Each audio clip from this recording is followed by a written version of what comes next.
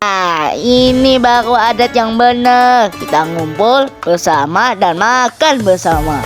Hah, betul kata lu, Bang. Tapi BTW kita kesini itu apa nggak repotin Indo, guys? Enggak lah, Bang. Malahan gua seneng banget bisa kumpul bareng kalian di hari raya ini. Oh, oke lah kalau gitu. Guys. Di antara kalian ada yang lihat Irak gak? Soalnya dia belum datang dari tadi. Benar juga. Biasanya kan dia yang paling awal datang kalau ada acara kayak gini. Aduh, kok gua khawatir ya. Semoga Irak baik-baik saja. Wow. Sus, mau galak. Aduh, gimana ya? Tolong gua. Ini gua mau dimangsa harimau, woi. Jangan mendekat kalian.